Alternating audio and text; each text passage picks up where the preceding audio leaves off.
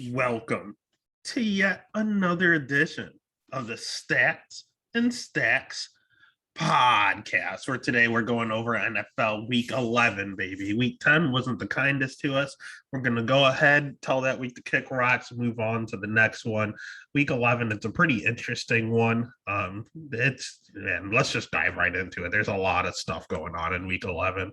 We just finished up the Patriots in Atlanta, kind of saw that coming. That was one of the predictable ones, but that was the Thursday night game.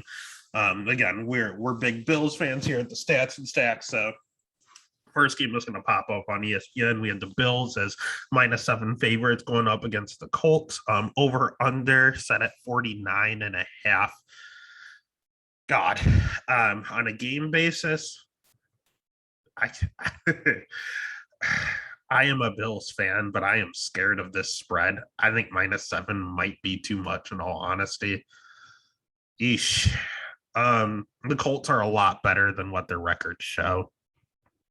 No, it shows 5-5, but they're better than that. So the pick is going to be the Bills. The bet, if that over hits, the Colts are. I don't know. I think it's going to be the Bills, but I probably will take the Colts to cover. It's going to be a pretty close game in all honesty. Speaking of which, with that, the fantasy perspective, you can start Diggs, who finally went off. You obviously start Allen. That's probably about it on the Bills front. Dawson Knox, I love, but he is still coming off of a broken finger. So give him a little bit of or broken hand, whatever. Give him a little bit of time here. So I'm not starting him yet. Colts side, Jonathan Taylor is going to eat. He's always going to eat. He's continually eating. This dude is just always fucking hungry. So start Jonathan Taylor. Dude, the Bills' pass defense is unstoppable. Don't start Carson Wentz. Don't start Pittman. Don't start anyone but Jonathan Taylor. But Jonathan Taylor is going to single-handedly give us fits. He did last year in the playoffs. So pick his Bills, bet Colts. But not a lot of value here. Really just Diggs, Allen, and Jonathan Taylor, and that's about it. All right. Then the next game, we have the Ravens as -4.5 favorites going up against the Chicago Bears. Over under set at 44.5. The Ravens are a weird team, but so are the Bears, man. I can't tell if either one of these teams are good or bad. I really can't tell. The Ravens record is inflated. The Bears record is deflated. The Bears record might be where they should be. The pick will it's in Chicago. That might make a difference. It's Lamar's currently a little sick, but he'll play through the illness. It's not COVID related. Marquise Brown hasn't practiced in a while. I think the pick is the Ravens, but I'll bet the Bears. I think it's going to be another field goal game, just like the Bills game. So give me the Bears to cover at home +4.5. I don't really like that over under the 44.5. That's a weird number for these teams. Fantasy perspective, I know Lamar's sick, but you start him. You start Rashad Bateman probably this game, and you start Mark Andrews. If Hollywood sits, Bateman has gotten 6 targets, 8 targets. It's just growing. So Bateman's going off whether Hollywood is there or not. Without Hollywood, it's going to be his main man. So go ahead and start Bateman, start Lamar clearly, and start Andrews. Bears side, you start David Montgomery. And Allen Robinson has been hurt, and Justin Fields tends to just stare down Mooney anyway. The Ravens give up big plays. So I think you can get away with starting Mooney, and you can definitely get away with starting David Montgomery. All right, then the next game, we have the Browns versus the Lions. Lions no longer defeated. They have a tie. So, I mean, that kind of works. The Browns, kind of disappointing this year. Over under set at 43.5. Browns -11.5 favorites. I don't know about that line. I don't know if Nick Chubb is playing. Baker is playing, unfortunately, but playing hurt. I don't like 11.5. I do think that the Lions have certain games where they're really going to fight. When they played the Rams, they fought as hard as they physically could for Goff, for a revenge game. When it came off the bye, they fought as hard as they physically could against the Patriots, and they couldn't get the job done. The Packers, they can't stand. They fought as hard as they could, but the lead got away in the second half.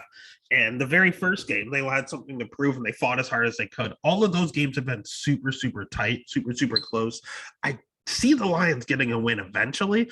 The Browns are a team that they can beat, especially the current state of the Browns. But the game's in Cleveland. I just don't know if it happens right now. So I'll pick the Browns, but I think the Lions cover. Fantasy perspective, if Chubb starts, you start his ass. He's going to go off. That's about it. I don't trust Baker. I don't trust any of his receivers. I know you can technically get away with Donovan Peoples-Jones, but I need to see it again first as he's technically, I think there's a shift and Jarvis is no longer the one. I think Donovan Peoples-Jones is the one and Jarvis is the two. So I need to see Peoples-Jones do it as a one before I say start him. On the Lions side, Swift has been hurt. Jamal Williams finally came off the injury report. So if there's no Swift, you fire up Jamal Williams. If there is Swift, you can probably get away with starting both, but I'd probably just pick one and just pick Swift just because he's the superior talent. You have to start TJ Hawkinson, and that's about it. Even though he's kind of up or down here, and it's been very down for very long. The Browns defense is pretty good too when they decide to be. You have a lot of capital on it. Who are you going to start over Hawkinson? So you start Hawkinson at tight end. All right. Then the next game is a little bit of a trap game as well. We have the Titans going up against the Texans. Titans minus 10.5 favorites. Over under set at 44.5. I am going to pick the Titans to win. I think the Titans are very good, but their defense is a little suspect, and it has backdoor cover in division game written all over it, especially with the way Tyrod plays, and he will be in at quarterback. So give me the Titans to cover 10.5. On a fantasy perspective, I think you can stream Tyrod. I really do. You can start Brandon Cooks this matchup, and I won't go too crazy. I'll leave it at just those two. Titans side, AJ Brown should eat. Julio's out, so technically, I know people are looking at Marcus Johnson. I don't know. I think he's kind of a big player bust. I don't know what's going on with their running game. I'm really just starting AJ Brown on the Titans and calling it a day. The rest is just up in the air. You don't know if it's Foreman, if Peterson is still going to be getting the goal line carries. I don't know what's going on there. Just give me AJ and call it a day. All right. Then the next game, we have the Packers going up against the Vikings. The Pack are minus 1.5. That sounds about right, especially being the away team. Over under set at 47.5. This is a tricky game, man. The Vikings are good. They're better than their record shows. The Packers aren't as good as their record shows, but are they better than the Vikings? They just find ways to win. They're annoying. I need the Packers to play the Ravens because both of these teams are bad, but find ways to win. And honestly, I don't know. I'll pick the Vikings to win at home, finally get it done. And that instance, I mean, they're the dogs, so I'll pick them as the bet as well. Yeah, especially with Aaron Jones out. But that leads to the fantasy perspective. You start Adams, you can start Rodgers. You definitely start AJ Dillon. He's going to lose his fucking mind this game. If you're lucky enough to have him, he's going to go the fuck off. Otherwise, on the Vikings side, Justin Jefferson is unbelievable. Dalvin Cook is a stud. You can start Adam Thielen. He can't stop finding the end zone. He has an end zone addiction. You can start Tyler Conklin. he also keeps finding a red zone. He's a red zone target, and I mean, he may not always have a ton of catches, but he's athletic and he can catch the ball. I mean, Kirk Cousins loves him in the red zone, so you can start Conklin as well. All right, and the next game we have probably the best game of the week. We got the Miami Dolphins going up against the New York Football Jets. sarcasm. Over under set at 44.5. Miami, the -3 favorite, and justifiably so. They're riding high coming off a big win over the Ravens last week. Miami's getting healthier, so they're getting better. But they're still not good by any means. Tua will be back this game. Their defense is getting healthier. They're enough to beat the Jets. -3. 3 isn't a lot to ask for. It's just a field goal. So I'll pick is Miami. I'll probably end up betting Miami. The Jets are going to end up starting Joe Flacco this game. So I don't know if that's a good or a bad thing. Zach Wilson sucks. Mike White sucks. I don't know if Joe Flacco is a better answer. But I know that the other two aren't good answers, so you might as well just throw them in there. When it comes to the Jets, I can't start any of them. I don't know who Flacco's number one is. He just got there. I don't know what's going on there. So I am not starting any Jet whatsoever. The Dolphins, I mean, you can start Gesicki to an extent. Miles Gaskin, I hate Miles Gaskin. I have way too much Gaskin exposure. I guess this is a game where you can play him, but they run a committee in Miami, and I don't know what the fuck is ever going to happen with Gaskin. You can start him if you have him, flex him. I would probably sit him as much as you can, but it is a good matchup, and there is a buy. There's buys going on, so you can start Miles Gaskin if you have him. And honestly, Tua's somewhat streamable in this instance. I don't know who he's throwing to. You can, if in a dire situation, which I'm in a 2 QB league, and I am in a dire situation, and I have to start Tua, so you can if you have to. All right, so the next game we're going to go into is the Saints versus the Eagles. Eagles -2 favorites over the Saints at home. I don't know about that. I know the Saints have Simeon right now. They're a little banged up. Over under set at 43. I don't hate the over, and I don't hate the Saints here as live dogs. The Saints defense is good. Whether their offense is struggling, whether they have having Kamara is a big deal. I know he practiced last week, but I don't know if he's actually going to, or he practiced a few days ago. I don't know if he's going to actually play. I need to know that. If Kamara plays, I'm starting the Saints. They're probably going to win. If Kamara doesn't play, I might bet the over here, in all honesty. That's the way I'm going to play it. The pick is going to be the Saints, just based on their defense alone. But if Kamara does play, I'll play them. If not, I think the over might hit it. On a fantasy perspective, Kamara plays, you start him. If not, you can get away with Ingram, in all honesty. It's not my favorite play. It's a flex only, and if only needed, but you can get away with Ingram. I don't want to play roulette with the receivers, and I don't want to start Trevor Siemian or Andrew Troutman. So I'm just going to go with Kamara or Ingram, whichever running back is the starter. When it comes to the Eagles, Hurts gets it done. I don't know how. I don't know why he gets it done. The Saints take out your number one and then make the rest beat you. So they're going to take out Devontae Smith. Having Dallas Goedert is good for the Eagles. So I actually think you can start Goddard because Lattimore is going to shadow Devontae Smith. So stay the fuck away from Smith this game. But you can start Hurts and Goddard, and I would call it a day. I know Miles Sanders is going to be back, but I don't trust any of that committee either. So I'd stay away from that backfield. All right, then the next game, we have the Washington football team going up against the Carolina Panthers. We have the Panthers is -3.5 favorites, and that's big to me. That half point is huge. I think Washington are live dogs here. I'm going to over under set at 43. I also think that's low.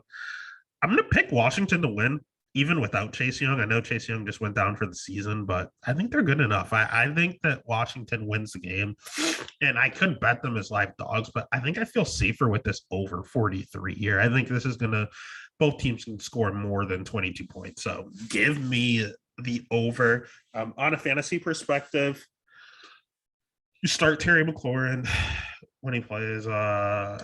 Antonio Gibson, you have to, based on where you drafted him.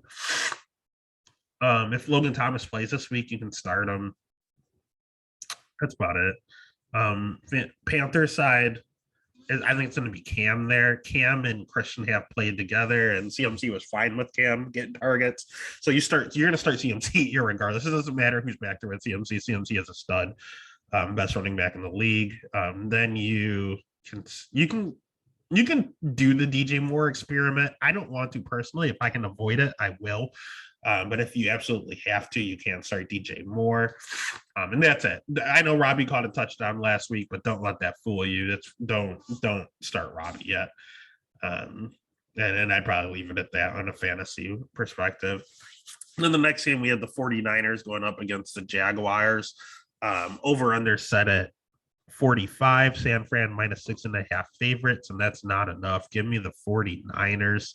Debo playing out of his mind currently. You start that man. I know that I personally have a little grudge against Debo, but I mean, when you're good, you're good. I'm not stupid. I'm hard headed, but I'm not stupid. You start Debo. You start George Kittle clearly. Ayuk, in a pinch, you can, but it's not my favorite play. If Elijah Mitchell is out, you start Jeff Wilson. Otherwise, you stay away from that committee. But if Elijah's out, go ahead and start. They can't stand Sermon. He's not exactly a high draft capital, so you go ahead and you start Jeff Wilson only if Elijah Mitchell's out.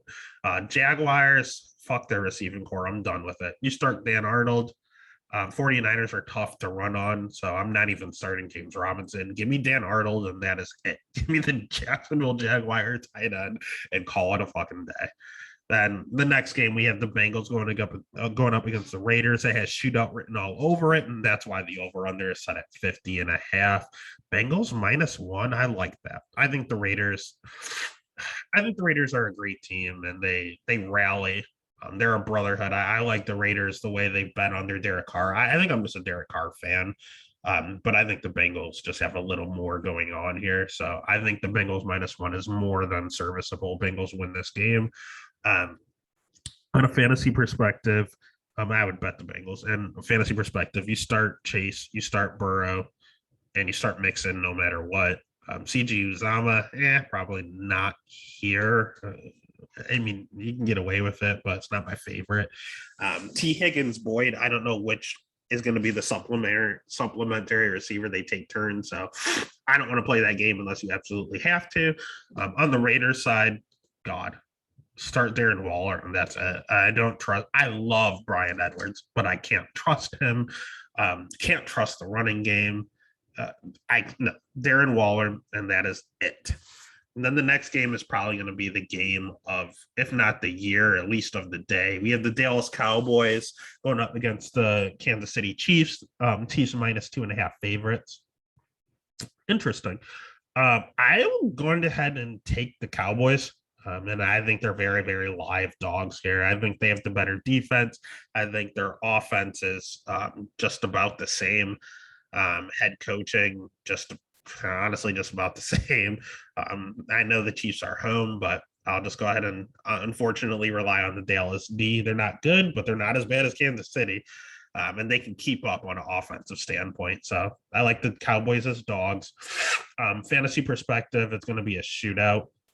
So start Zeke, start Dak, start CD. And I know watch CD's health. Start Amari, also watch his health. Dalton Schultz, you can start. You start everyone against the Chiefs. TSD is god awful. On the Chiefs side, though, you start Tyreek Hill, you start Pat Mahomes, you start Travis Kelce. You can start Darrell Williams if Edwards-Helaire isn't there. I know it's 50-50 on if he's going to play. If he's not, you go ahead and you start Darrell Williams, and you start a lot of their players as well. Dallas does not have a good defense. It's just because they're better than the Chiefs doesn't mean their defense is good. Either you're going to score on them or their defense is going to score on you. There's no in between. There's no punting. It's literally a pick six or a fumble recovery for a touchdown, or you score. That's how Dallas functions. Then the next game, we have the Cardinals going up against the Seahawks, Battle of the Birds over there. We have the Cardinals is -2.5 favorites, and you are going to go ahead and see me pick another live dog here with the Seahawks. 2.5 at home. Give me Russ. I know Russ looked atrocious last week, but it's also just a rough game against the Packers. Didn't look the greatest either. So I think it was just kind of a one-off. I know he was hurt. I know he's still more hurt than he's leading on. But I think that the Cardinals are just as banged up. So just give me the home banged up team instead of the away banged up team. We have over under set at 48. I don't hate the under here. I don't know if Kyler's going to play. It sounds like Kyler wants to play, but they're telling him to wait until after the bye. Hopkins is not going to play this game. Chase Edmonds is out, so James Conner's your back who can't stay healthy. I think the Cardinals are kind of JJ Watt just went out for the season. They're kind of falling apart here, just on an injury standpoint, not a talent standpoint. Seahawks are, I mean, they don't have Chris Carson, but I mean, Alex Collins is a serviceable back. So, fantasy perspective, give me Cardinals are kind of tough to run on. So I like Lockett here. I like DK Metcalf here. I guess that means I like Wilson here. Cardinal side, James Conner until he gets hurt. He probably gets hurt this game, being a lead back. I don't know what's going on with the Rondell Moore experiment. Christian Kirk. God, I'm not starting any of them. Just start James Conner, and that's it on their front. And then that takes us to the Sunday night game. We have the Steelers going up against the Chargers. We have the Chargers as -6 favorites, but they're kind of dealing with injuries just like the Steelers. Over under set at 47.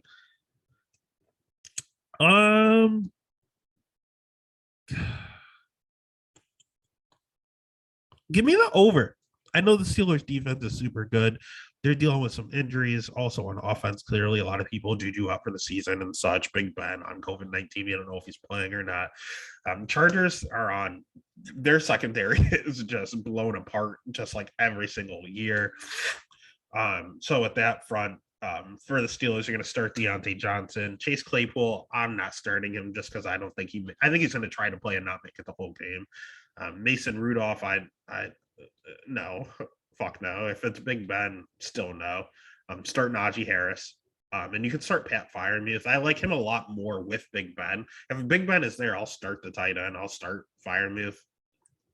And Deontay, they get an instant boost. With Mason, I'm still going to start Deontay. He still had like 11 or 14. He had a double-digit targets last week. So give me a lot of Deontay and Najee. And then for the Chargers, you start Justin Herbert. He's a stud. I know he seems a little up and down, but I think this is a game for him. I think he goes off. Austin Eckler, I think Austin struggles a little this game, but you're not going to sit him. He's going to do enough. I don't know what's going on with Mike Williams. He had a career resurgence and then just died. So stay away from him and start Keenan. And that's about it for the Chargers side. And then that takes us to the very last game of the week. We have the New York Giants going up against the Tampa Bay Buccaneers. Buccaneers is -11 favorites. And I think that's too much. The Giants played them tough last year, and I think they're going to do it again. Give me the Giants to cover. I think the Bucs win the game, but give me the Giants to cover the big number at 11. Antonio Brown's not going to play. Between all of his COVID mess and his injuries, he's not playing. So you have Evans and Godwin. God, over on their set at 49.5. Yeah, I'm still just going to take Giants to cover. So you start Godwin, you start, as long as he's healthy and everything, you start Godwin, you start Evans, you start Lenny, you can start Brady. Then that's about it. I know Gronk is there, but I don't know what's going on with that situation. I'm leaving that alone until I see it. Giants side, their receivers are supposed to be back, but I'm leaving that alone until I see it. Saquon's supposed to be back. You can't run on Tampa. Saquon is coming back from an injury, going up against one of the best running defenses. Do not start Saquon Barkley. So I guess the receivers have to go off. I think this is a Kadarius Toney game, not a Kenny Galladay game. So I'll start Toney. That's it. I don't want to start anyone on the Giants, but I think they cover somehow. So I'll just take the Giants as a bet. And really, I don't want to start anyone on their team. And that's week 11. It's weird, man. It's going to be there's going to be a lot of good games, and there's going to be a lot of unders, in my opinion. Straight shootouts are unders, so they'll be interesting. All the picks are going to be over on TikTok, over on Instagram, over on Twitter. Otherwise, be sure to give the video a like. Be sure to give all of those platforms a like and a follow. And make sure to win money this week. Let's get it.